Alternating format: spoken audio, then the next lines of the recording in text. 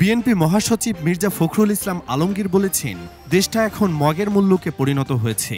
মিথ্যা মামলায় বিএনপি নেতাকর্মীদের জামিন না দিয়ে কারাগারে প্রেরণ করা যেন ফ্যাসিস্ট আওয়ামী সরকারের প্রধান কর্মসূচি হয়ে দাঁড়িয়েছে।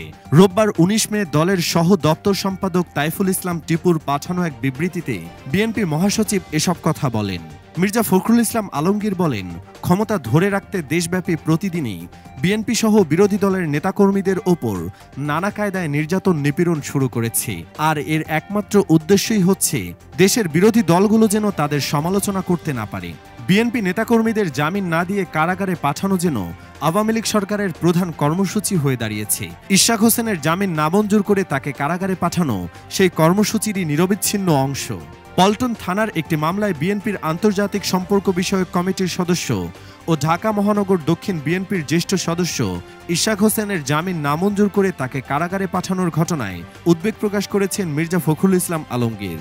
তিনি বলেন, এ ধরনের ঘটনায় আমি গভীর উদ্বেগ প্রকাশ করছি এবং অবিলম্বে ইশাক হোসেনের বিরুদ্ধে দায়ের করা রাজনৈতিক প্রতিহিংসামূলক মামলা প্রত্যাহার সহ তার মুক্তির জোর আহ্বান জানাচ্ছি। বিবৃতিতে বিএনপির অন্য নেতারা বলেন, বিএনপির আন্তর্জাতিক সম্পর্ক বিষয়ক কমিটির সদস্য ও ঢাকা মহানগর দক্ষিণ বিএনপির জ্যেষ্ঠ সদস্য ইঞ্জিনিয়ার ইশাক হোসেনের জামিন নামঞ্জুর ও কারাগারে প্রেরণের মধ্য দিয়ে ডামি আওয়ামী অবৈধ সরকার দেশের ভয়াবহ দুঃশাসনের আরও একটি ঘৃণ্য দৃষ্টান্ত স্থাপন করল।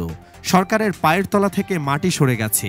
তাই জনসমর্থনহীন এই ফ্যাসিস্ট ও দখলদার সরকার হিতাহিত বিবেচনাহীন হয়ে পড়েছে। বিএনপি নেতাকর্মীদের জামিন নামঞ্জুর করে কারাগারে পাঠানো দুঃশাসনকে টিকিয়ে রাখারই ইঙ্গিত করে।